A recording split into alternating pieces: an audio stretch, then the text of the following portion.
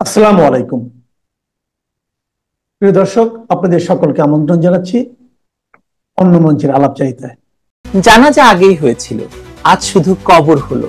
না, কোনো ব্যক্তি মানুষের নয়, জাতি রাষ্ট্র হিসাবে বাঙালির, দেশ হিসাবে বাংলাদেশের, জাতীয় ইতিহাসের, মুক্তিযুদ্ধের মাধ্যমে অর্জিত সংবিধানের 4 মূলনীতি সহ বাংলাদেশের গণতন্ত্রেরও আজ জাতীয় সংসদ ভবনের দক্ষিণ প্লাজায় এই মুহূর্তে জুলাই সনদের কবর হচ্ছে।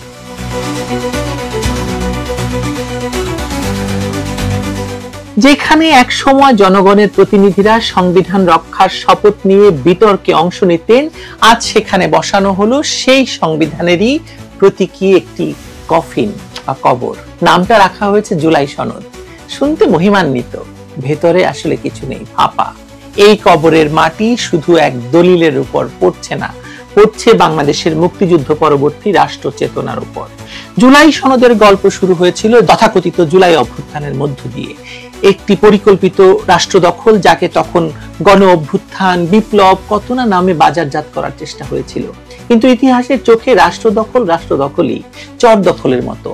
চর দখলকে কেউ বিপ্লব বলে না, যতই তাতে জনতার শব্দ জুড়ে দেওয়া হোক না কেন। নির্বাচিত সরকার উৎখাত করে সংবিধান স্থগিত রেখে প্রায় সেনাবাহিনীর ছায়ায় প্রশাসন চালানো, এসবের নাম বিপ্লব নয়, সন্ত্রাস।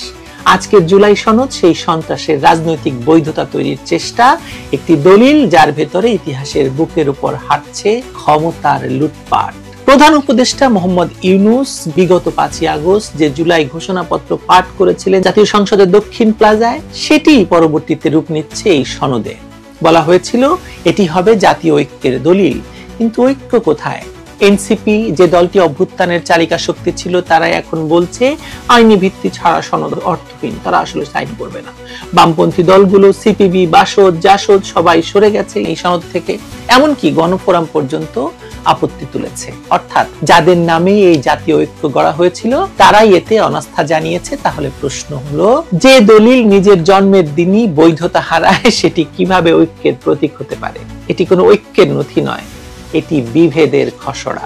আগেই বলেছি, এটি বাংলাদেশকে ধ্বংসের একটি দলিল। সবচেয়ে ভয়ঙ্কর অংশ হলো সেই ধারাটি যেখানে বলা আছে সংবিধান বা অন্য কোনো আইনে ভিন্ন কিছু থাকলে সনদের বিধান প্রাধান্য পাবে। এই বাক্যটা সংবিধানের বুকের উপর বসানো হয়েছে এক নিষ্ঠুর বুটের মতো, সেনাবাহিনীর বুটের মতো। যদিও পরে শব্দগুলো বাদ দেওয়া হয়েছে, কিন্তু তারা আত্মা রয়ে গেছে অন্যভাবে। চূড়ান্ত সংস্করণে বলা হয়েছে জুলাই জাতীয় সনদ 2025-এর বৈধতা বা প্রয়োজনীয়তা সম্পর্কে কোনো আদালতে প্রশ্ন উত্থাপন করা যাবে না। অর্থাৎ আদালতের মুখ বন্ধ, বিচার প্রক্রিয়া বন্ধ, প্রশ্ন করার অধিকারও বন্ধ। যেমনটি ইনডেমনিটি দেওয়া হয়েছে জুলাই সন্ত্রাসীদেরকে, নির্বিচারে যারা খুন করেছে, পুলিশদেরকে হত্যা করেছে, তাদেরকে যেরকম ইনডেমনিটি দেওয়া হয়েছে, এখানেও সেই ইনডেমনিটি। কেন এদের বারবার ইনডেমনিটি দরকার হয় বলেন তো? বঙ্গবন্ধুকে হত্যা করে ইনডেমনিটি দরকার হয়েছে, জুলাই সন্ত্রাসীদের ইনডেমনিটি দরকার হয়েছে। কেন এদের বারবার ইনডেমনিটি দরকার হয়? এটি এমন একটি দলিল যা নিজের উপর আইন, নিজের উপর সংবিধান, নিজের উপর বিচার। এটি আইন নয়, এটি রাষ্ট্রের বন্দিত্বের ঘোষণাপত্র। 1972 সালের সংবিধানের 4 মূলনীতি ছিল জাতীয়তাবাদ, সমাজতন্ত্র, গণতন্ত্র এবং ধর্মনিরপেক্ষতা। জুলাই সনদে সেগুলোর জায়গায় আসছে কি? সাম্য, মানবিক মর্যাদা, সামাজিক ন্যায় বিচার এবং ধর্মীয় সম্প্রীতি। শব্দগুলো মিষ্টি, কিন্তু এর ভেতরে লুকানো আছে ভয়ানক এক সরে যাওয়া, পলায়ন বৃত্তি। ধর্মীয় সম্প্রীতি কথাটা শোনায় নিরীহ, কিন্তু তা আসলে ধর্মনিরপেক্ষতার বিকল্প হতে পারে না। এটি ধর্মনিরপেক্ষতাকে খুন করা। যে ভাষা এক সময় পাকিস্তানি শাসকের মুখে ছিল, সেই ভাষা আজ নতুন প্যাকেটে ফিরে এসেছে বাংলাদেশে। সনদে আরো বলা হয়েছে কেউ একটানা 10 বছরের বেশি প্রধানমন্ত্রী থাকতে পারবেন না, একই সঙ্গে দলীয় প্রধানও থাকতে পারবেন না। তত্ত্বে এটি ক্ষমতার ভারসাম্যর চেষ্টা মনে হতে পারে, কিন্তু বাস্তবে একটি প্রহসন। যে সরকার নিজেই আইনি ভিত্তিহীন, যার অস্তিত্ব বন্দুকের নল থেকে, তার মুখে গণতন্ত্রের কথা এক ধরনের হাস্যকর রসিকতা। বন্দুকের ছায়ায় ক্ষমতা দখল করে যারা এসেছে, তারা ভারসাম্য নয়, নিয়ন্ত্রণ চায়। দ্বিকক্ষ বিশিষ্ট সংসদের প্রস্তাবও সেই নিয়ন্ত্রণেরই অংশ। উচ্চকক্ষের সদস্যরা জনগণের ভোটে নয়, দলগুলোর প্রাপ্ত ভোটের অনুপাতে মনোনীত হবেন। অর্থাৎ এটি হবে দলীয় কোটার নতুন সংস্করণ। ওই যে 50 সেট অলংকারের কথা বলেছিলেন একসময় শফিক রেহমান, এই উচ্চকক্ষ আবার অলংকার হয়ে যাবে, যেখানে স্বতন্ত্র চিন্তা, ভিন্ন মত বা নাগরিক কণ্ঠের কোনো জায়গা থাকবে না।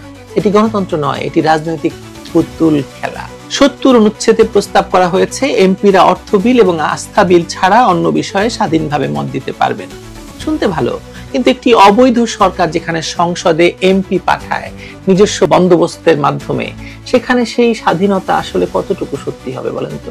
এই স্বাধীনতা শব্দটি কেবল সাজসজ্জা, একটি ফাঁদ যার ভেতরে থাকবে কেনা বেচা, দর কষাকষি আর আনুগত্যের রাজনীতি। সব আলোচনার কেন্দ্রবিন্দুতে আছে একটি শব্দ, বৈধতা। জুলাই সনদের কোনো আইনি জন্ম নেই, এটি আদালতে টিকে না বা টিকবে না, সংবিধানে মানায় না, জনগণের ভোটে গঠিত নয়। এটি একটি মৃত জন্ম, স্টিলবর্ন ডকুমেন্ট। যেদিন এটি ঘোষণা করা হয়েছিল সেদিনই এটি মরে গিয়েছিল। আমি বলেছিলাম তার জানাজা পড়া হয়ে গেছে, আজ শুধু তার কবর সম্পন্ন হচ্ছে। নিশ্চয়ই আপনারা টিভিতে সেটি দেখতে পাচ্ছেন এখন। আর সেই কবরের জায়গা জাতীয় সংসদের দক্ষিণ প্লাজা, যেখানে স্বাধীনতার শপথ উচ্চারিত হয়, যেখানে রাষ্ট্রের আত্মা নামানো হয়, মানে সেইখানে রাষ্ট্রের আত্মা নামানো হচ্ছে মাটির নিচে, কবরে। এখানে জনগণের ভোট নেই, প্রধান উপদেষ্টার স্বাক্ষর নির্ধারণ করছে আইন। এখানে গণতন্ত্র নেই, নির্দেশ শাসন করছে। মানে কোথা থেকে নির্দেশ আসছে, বিদেশিদের নিয়ে এসে বসানো হয়েছে এই সনদ তৈরি করার জন্য, বাংলাদেশিদের ঘাড়ে, বাঙালির ঘাড়ে চাপিয়ে দেওয়ার জন্য। এখানে গণতন্ত্র নেই, নির্দেশ আছে, আগেই বললাম যে কথা। আর এই দাফনের সাক্ষী এক নোবেল বিজয়ী অর্থনীতিবিদ, যিনি বিশ্বে শান্তির দূত, কিন্তু নিজের দেশে তিনি রাষ্ট্র দখলের কারিগর। তিনি হচ্ছেন সুদখোর, জনগণের রক্তচোষা হিসেবে পরিচিত। রাষ্ট্র দখল কখনো বিপ্লব হয় না, হতে পারে না। ইতিহাসের আদালতে শেষ পর্যন্ত সব হিসেব নেওয়া হয়। যে সংবিধান মুক্তিযুদ্ধের রক্তে লেখা হয়েছিল, যেখানে লেখা ছিল জনগণই রাষ্ট্রের মালিক, আজ সেটি বন্দী হয়ে যাচ্ছে। আজকে যারা সনদের কবর দিচ্ছে তারা শুধু একটি দলিল নয়, একটি জাতিকে পুঁতে দিচ্ছে মাটির নিচে। এখনই হয়তো পাঠ্য বইতে লেখা হয়ে যাবে যে জুলাই সনদ আসলে জাতীয় ঐক্যের দলিল, কিন্তু ইতিহাসের আদালতে এটি লেখা থাকবে রাষ্ট্র দখলকারীদের অঙ্গীকারনামা হিসাবে। কারণ জনগণের অংশগ্রহণ ছাড়া, সংবিধানের শপথ গ্রহণ করা ছাড়া, অস্ত্রের ভয় দেখিয়ে গৃহীত কোনো দলিল কখনো জাতীয় সনদ হতে পারে না, হয় না কোনো দেশে। আজ দক্ষিণ প্লাজায় যা ঘটছে তা শুধু একটি রাজনৈতিক ঘটনা নয়, এটি একটি যুগের অন্তিম অধ্যায়। জুলাই সনদের কবর মানে কেবল এক কাগজের দাফন নয়, এটি বাংলাদেশের সংবিধান, গণতন্ত্র, মুক্তিযুদ্ধের চেতনা আর রাষ্ট্রের নৈতিক ভিত্তিরও মৃত্যু। এই দাফনের পর হয়তো সব শান্ত, সব নিস্তব্ধ মনে হবে, কিন্তু ইতিহাসের মাটি বড় অস্থির। একদিন সেই মাটি কবর ফুঁড়ে উঠে আসবে। তখন এই জুলাই সন্ত্রাসীরা কোথায় পালাবে বলুন তো? তখনকার প্রেসার গ্রুপ এদের পালাতে দেবে তো? দেখা যাক সময় এবং ইতিহাস আমাদের কোথায় নিয়ে যায়। বহুদিন ধরে বলা হচ্ছে জুলাই সনদের ভিত্তিতেই হবে আগামী নির্বাচন। আরো পরিষ্কার করে বলা হয়েছে জুলাই সনদ স্বাক্ষর হলে তবেই হবে ত্রয়োদশ জাতীয় সংসদ নির্বাচন। তার মানে জুলাই সনদ হলো নির্বাচনের জন্য পুলসিরাত। এটি পার হতে পারলেই নির্বাচন অনুষ্ঠিত হবে। কিন্তু গত ৮ মাস ধরে চলতে থাকা জাতীয় ঐক্যের নামে তামাশার নাটকের শেষ দৃশ্য ভিন্ন ইঙ্গিত দিচ্ছে। বিএনপি ও তার সমমনা দলগুলো জুলাই সনদে স্বাক্ষর করার জন্য উন্মুখ হয়ে আছে। বিপরীতে সরকারি কিংস পার্টি এনসিপি ৩ কঠিন শর্ত জুড়ে দিয়ে বলেছে সেগুলো পূরণ না হলে তারা কোনো নাটকের অংশ হতে চায় না। আর এক মিত্র জামায়াত ইসলামী সনদ স্বাক্ষর অনুষ্ঠানে যাবে কি যাবে না তা পরিষ্কার না করলেও দলটির একাধিক সূত্র বলছে গণভোট নিয়ে তাদের শর্ত পূরণ না হলে তারা স্বাক্ষর করবে না। আর জামায়াত ইসলামী না গেলে তাদের পথেই হাঁটবে গত 18 সেপ্টেম্বর থেকে যুগপৎ আন্দোলনে নামা আরো 6টি দল। আবার ভিন্ন কারণে এরই মধ্যে অধ্যাপক ইউনূসের জাতীয় ঐক্যের অনুষ্ঠানকে লাল কার্ড দেখিয়ে দিয়েছে 4টি বামপন্থী দল। ফলে প্রশ্ন উঠেছে, প্রধান মিত্রদের নাখোশ করে অধ্যাপক ইউনূস শুধু বিএনপিকে খুশি করতে গিয়ে জুলাই ঘোষণাপত্রের মতো আরেকটি লোক দেখানো শোডাউন করবেন? যদি তিনি সেটি করেন তাহলে তার সবচেয়ে কাছের 2 মিত্রই হয়ে যেতে পারে তার সবচেয়ে বড় শত্রু। এমন পরিস্থিতিতে একটি পক্ষের প্রশ্ন হলো, এমন শাখের করাতে পড়ে অধ্যাপক ইউনূস কি পুলসিরাত পার হতে পারবেন? তবে অন্য পক্ষের আশঙ্কা পুলসিরাত আদৌ পার হতে চান না বলেই কি বহুদিন ধরে এই ঐক্যমত্য কমিশনকে দিয়ে তিনি তিলে তিলে নাটক জমিয়েছেন। কারণ দুই মিত্রের দাবি মেনে নিলে বর্তমান নির্বাচন কমিশন ও সংবিধানের অধীনে নির্বাচন হওয়াই সম্ভব না। দিনভর চেষ্টা করেও দুই মিত্রকে রাজি করতে না পারায় শেষ পর্যন্ত আরো এক দফা মেয়াদ বাড়ানো হয়েছে ঐকমত্য কমিশনের। বিস্তারিত জানতে চলুন যাওয়া যাক বিশ্লেষণে।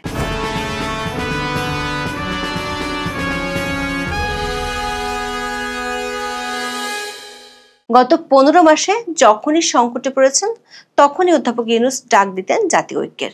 নিজের ও নিয়োগকর্তাদের পছন্দ মতো 33টি রাজনৈতিক দল এবং জোটকে নিয়ে এই ঐক্যের ব্যাপ্তি বাড়ান। তবে এর মধ্যে মাত্র 21টি রাজনৈতিক দল নির্বাচন কমিশনে নিবন্ধিত, মানে 11টি দলেরই নির্বাচনে অংশ নেওয়ার যোগ্যতাই নেই। আবার নির্বাচন কমিশনে নিবন্ধিত 52টি দলের মধ্যে 32টি দল থেকে গেছে এই ঐক্য নাটকের বাইরে। ফলে বহুবার প্রশ্ন উঠেছে, এমন খণ্ডিত ঐক্যের মাধ্যমে যেসব সংস্কারের কথা বলা হচ্ছে সেসব সংস্কার ভবিষ্যতে কতদিন টিকবে? তবে সেসব প্রশ্ন আর আপত্তি এখন অতীত। পছন্দসই ঐকমত্য কমিশন আর দলগুলোর মধ্যে দফায় দফায় 8 মাস ধরে চলে আলোচনা। লক্ষ্য ছিল সংস্কারের বিষয়গুলো নিয়ে জুলাই সনদ তৈরি করা হবে, যেখানে সবগুলো রাজনৈতিক দল স্বাক্ষর করবে।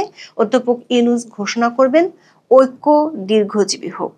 শেষ 1 মাসে এই ঐক্যের সুতায় গিট্টু লেগে যায়।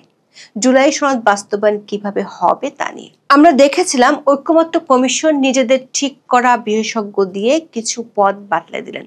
সেগুলোতে ঐকমত্য আসলো না। তড়িঘড়ি করে এক দফা পিছিয়ে ঘোষণা হলো জুলাই সনদ স্বাক্ষরের দিনক্ষণ। তাতে সংকট আরো বাড়লো।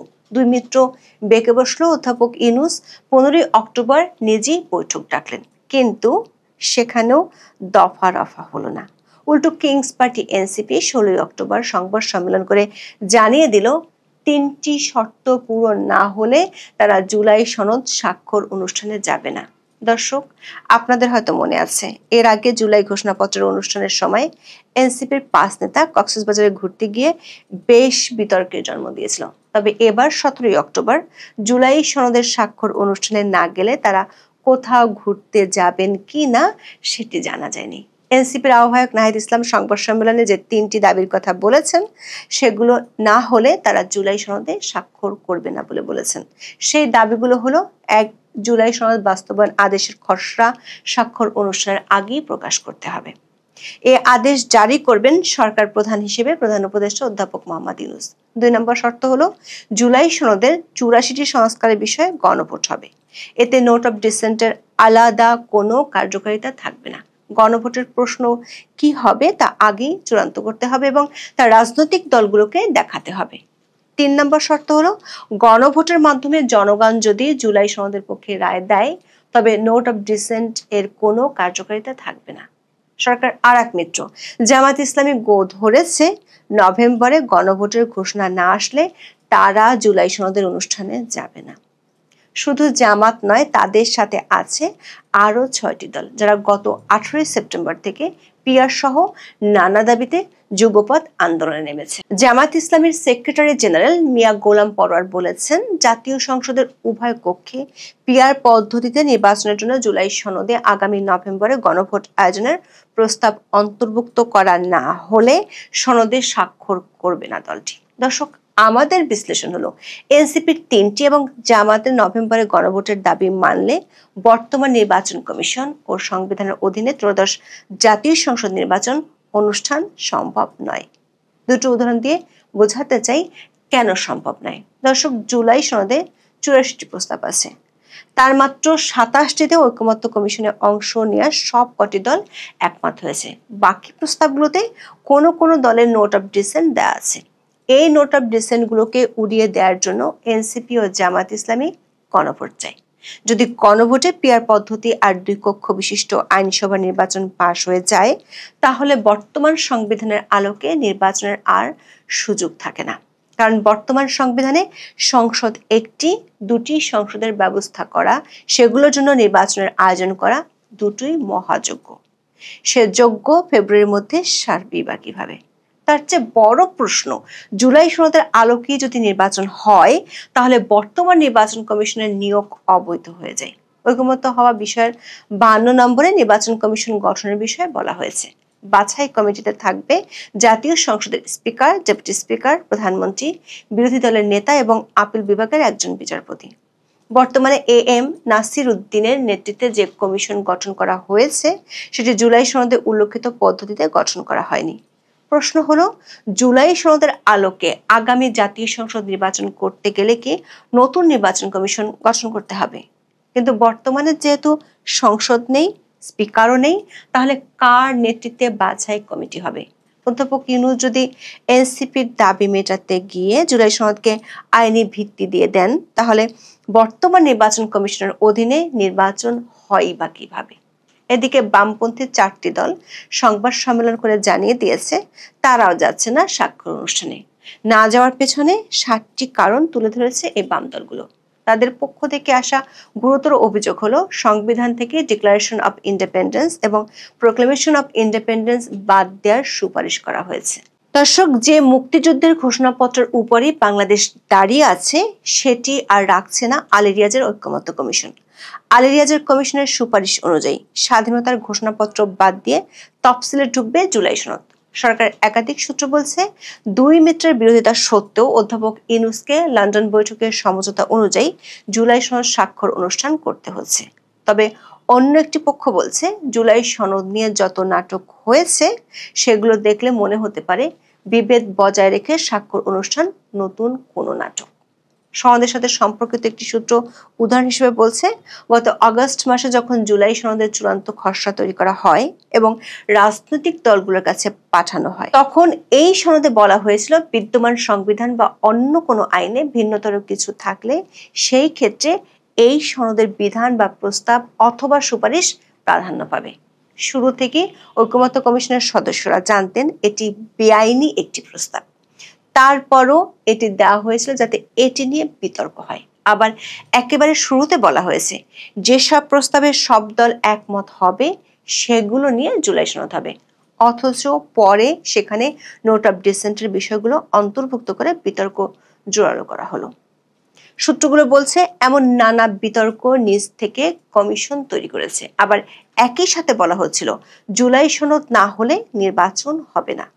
প্রশ্ন হলো, জুলাই সনদের মাধ্যমে সরকারি ঐক্যের মধ্যে যে অনৈক্য তৈরি হলো সেটিকে তাহলে নির্বাচন না হওয়ার ইঙ্গিত?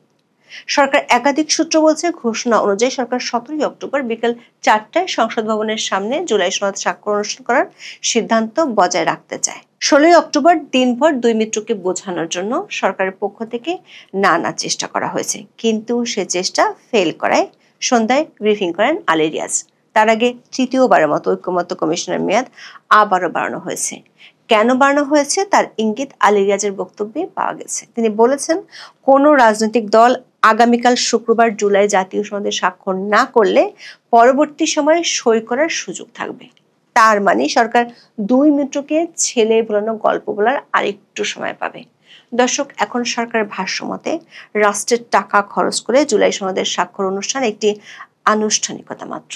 প্রশ্ন হলো, সংস্কার করার নামে যে জুলাই সনদের জন্য গত 15 মাস ধরে নির্বাচন দেয়া হলো না, সেটি একদিনের মধ্যে আনুষ্ঠানিকতা হয়ে গেল কেন? আবার সেই আনুষ্ঠানিকতা মন ভরে দেখার জন্য দেশবাসীর উদ্দেশ্যে বার্তাও দিয়েছেন অধ্যাপক ইউনূস। কিন্তু তারই নিয়োগকর্তা বৈষম্য বিরোধী পাল্টা বিবৃতি দিয়ে জানিয়ে দিয়েছে জুলাই সনদে চরম ইতিহাস বিকৃতি করেছে সরকার।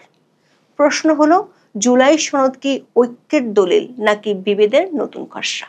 এখন এ পর্যন্ত। সবাই ভালো থাকুন, সুস্থ থাকুন, নিরাপদে থাকুন।